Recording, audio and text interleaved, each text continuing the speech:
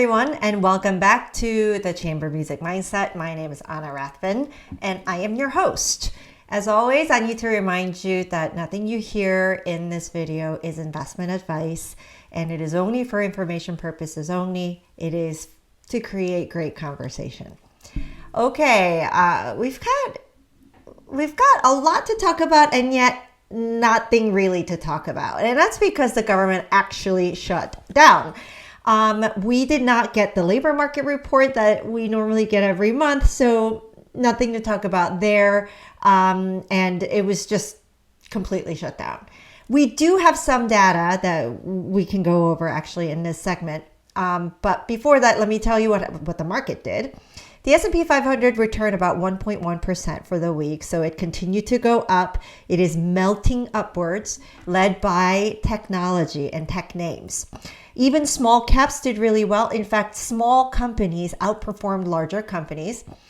Returned about 1.8%, 1.78%.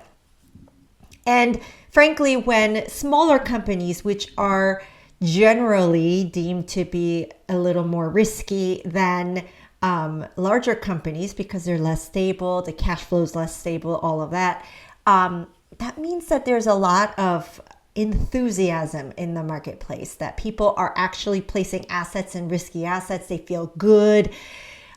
So despite the fact that we have a shutdown, the market's investors really didn't care. It was like, what shutdown, right? So we did get a few data points that were not government, did not originate from the government. And they weren't all that great either. So, this type of enthusiasm sometimes lasts until it's not there anymore. And that could be pretty sudden. And this is why the equity markets can be very volatile. But anyway, let's go on to the data. We had the ADP numbers, even though we didn't have the Bureau of Labor Statistics numbers. The prior month, so for August, we had 54,000 jobs from ADP.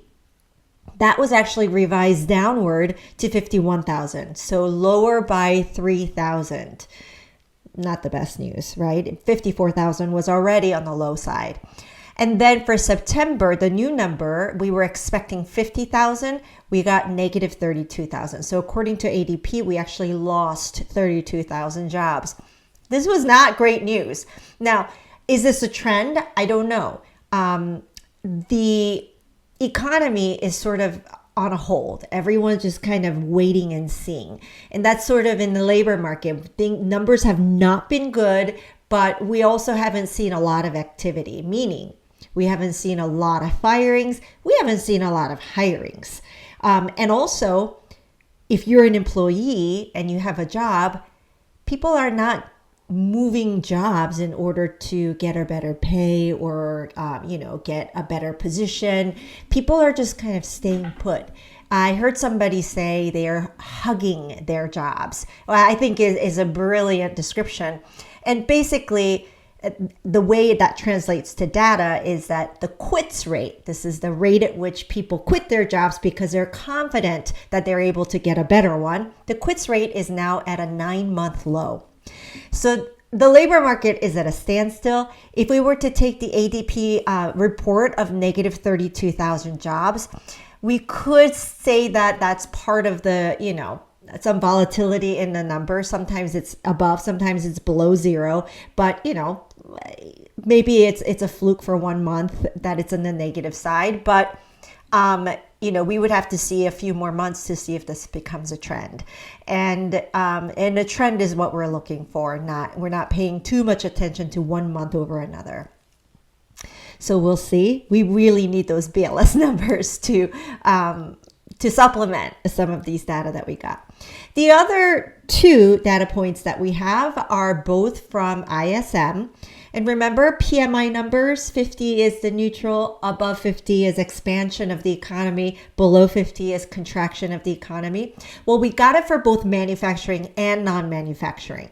So for manufacturing, the Purchasing Managers Index, or PMI, it was still contractionary at 49.0, but it was slightly better than the prior month, which was at 48.7. So some good news that it improved, but still the same, not so great news that we're not above 50. So manufacturing's a little bit in a funky place. For non-manufacturing, which is the services sector of the economy, remember it's the larger of the two in the U.S. economy, the PMI came in at 50.0, flat, at neutral. Prior month was at 52, so it definitely fell, and it actually fell more than expected. What we were expecting was 51.7. So some disappointment there. And frankly, right at 50, even if it's neutral, is not what we're looking for. It's lower than your long-term average. So we didn't have great news, but the markets continue to soar. The S&P 500 continue to, notch another record high. And it was really led by tech. So today, because I don't have really much economic news to share with you, I thought I would just kind of cover tech, where the valuations are, and try to break that down into more digestible bits. So that is coming and starting in the next section. Okay, so let's talk about tech. There's never a dull moment in tech. And in some ways, you should expect that because we're always supposed to be making advancements in technology. That is the sort of the essence of tech. But if you've been paying attention in the last several years, what you've seen is that there's been sort of a frenzy. And if you pay attention to certain names like NVIDIA, certainly Mag 7s, etc., these names have been propelling forward way beyond other names in the S&P 500 for sure, and the whole of the stock market. And what's driving it is AI, right? This artificial intelligence chase, you want to call it, maybe artificial intelligence exploration, whatever you might want to call it. AI is the name of the game in what is happening here. So I want to explore a few topics. I want to break down what is happening in AI so that we're looking at it from a different lens for different parts of AI. Because when we generalize too much, we tend to stay at a 30,000 foot level. And it's like not being nice to a person that you've just met, like brushing them with a broad brush, like, broad stroke. That's not fair. A person is complex, and so is AI, right? This whole industry is getting more and more complex. The other thing is the concept of a bubble. Is it a bubble? I hear this all the time. The short answer is yes and no. But we do have to look at it with more nuance in order to think about it from the lens of, is this a bubble? Now, when I hear the word bubble, I think of a few things. One, I think of something that implies that it can pop. And when it pops, what you saw as a balloon just completely disappears. And what is inside of that exterior is nothing but thin air. There's no substance. That is what a bubble implies to me. We've had bubbles in the past. Going back hundreds of years, there are stories and instances of bubbles being created. Okay. The other thing I think of when I think of the word bubble when it comes to financial markets is it's very personal. As in, what was your experience with a bubble? What bubble have you seen? What bubble do you know about? And sometimes people have been hurt by the bubble bursting. Certainly when I came out of college, tech bubble was the thing that burst. And there were a lot of people that were hurt by it, right? Their financial status, their financial situation changed dramatically because of that bubble bursting. So if you went through something like that, then there is an emotional connection to the word bubble. So it can be very, very personal. That's why I'm very careful to use the bubble, because the first description I had of something disappearing is very dramatic, right? Very dramatic and almost extreme. There's nothing in it when the bubble pops, right? And the second is because it's so personal and it can bring up bad memories, and people can have PTSD. So I don't like using the word bubble. Nevertheless, it is used everywhere, right? So the question is this a bubble? Is this a bubble? So in order to talk about that, I want to sort of separate AI into two different areas. One is software, and the other is hardware/infrastructure. So basically, think of it this way. The hardware/infrastructure is the stuff that you can touch, the stuff that you need in order to, on this earth, in order to create the software, which can then be used by businesses and you and me. Let's separate it. When we think about hardware, we've got chips. So the reason why NVIDIA kept going up and up and up and up is because they seemed to have a monopoly on AI chips. Okay, you need chips in order to do anything. You want to create a software for AI software, you can't do it without the hardware, right? So chips. Even if you create really crappy software and it's really bad, you needed the chip to even try it, right? To figure out that it was bad. These are the picks and shovels, right? So you've got chips, you've got data centers because you have to have computing capacity, right? So chips, data centers, processors, cloud infrastructure, you need to have people who are doing that.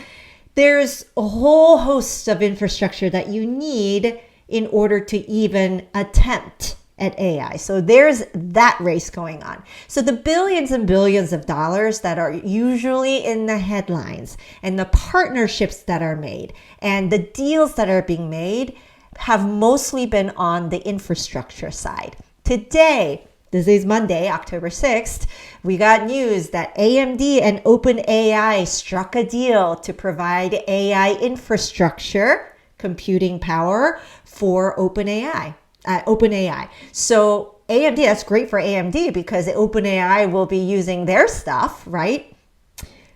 This is what's going on. It's all in the stuff. It's in the hardware. It's in infrastructure. Is that a bubble? Yes and no, because no, in a sense that, as I said, you can't do anything with software unless you have the hardware, right? So you have to build it. And a lot of companies that are building these are actually trying to advance the AI software. So think about OpenAI and what they're doing with ChatGPT and multiple iterations of it and their dreams about AI. Think about Microsoft and what they're trying to do. They're trying to make it usable, but in order to develop it, they need capacity, computing capacity. And these companies are trying to have it for themselves so that they're sort of hoarding it, okay? So that the competitors don't have access to it, right? They want to be the first in the market. So in some way, from that perspective, no, it's not a bubble. But are they overbuilding it? This is human nature. We tend to overdo everything. That's why the stock market is the way it is and so volatile. We tend to overbuy and the stock market gets super duper, expensive, and we tend to oversell when we're scared and then it gets super duper cheap. It is in human nature to have this cycle of overbuilding, underbuilding, etc. It's just part of the game. So there is this fear that because so much money is going into it, that we are overbuilding the infrastructure. And it might be true. So the question you'll hear about is there this demand that they think there is to use up all of this infrastructure? And that's a good question. I think there is. I think there's enough of an AI push from not only the companies that want to develop something that'll be profitable later, companies that are curious, right? Companies that are just innovating, but also from the government. So U.S. government is behind it, and the Chinese government is behind it. There's a lot of institutional push toward it. So I think there is demand, but how much demand? Who knows, right? Now, I see that I'm running out of time, so I'm going to talk about software in the next segment. In which I'm going to talk about some of what's happening in venture, what we're expecting to see, and how that compares to the internet era and the tech bubble of the late 90s and early 2000s. Now, software. This is a little bit of a different issue, okay? So I use ChatGPT a lot. And the product, it's something that we all use, is software, and the product is pretty good, right? It's better than what we're used to before ChatGPT came out. But have you ever had an instance where it hallucinates or it starts to like go sideways? It's like a chatbot that goes sideways. It's like a robot that starts to misunderstand you and suddenly it's doing something you didn't even ask it to do. This actually happened a lot when I was creating a logo for my company. And then I was like, oh my gosh, this is going to last forever, or it looks terrible. So I have to hire a marketing firm, which I ended up doing. But initially I went to ChatGPT, if anything, out of curiosity. And I would give it a whole bunch of prompts, and it would come up with actually a pretty decent looking thing to start. And then once I start asking it to refine it, it would just kind of spaz out. Okay. That's not a reliable product. That's not something you can sell and guarantee that it's going to be high quality. Okay. So I'm giving you this example because AI is simply not there right now to be used consistently to say, okay, all of this infrastructure that we're building, we can, like, anytime we try anything, it's a sure thing. We can actually get return on investment out of it.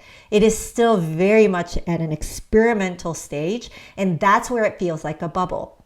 Because remember what I said about a balloon, it pops and there's nothing in there, right?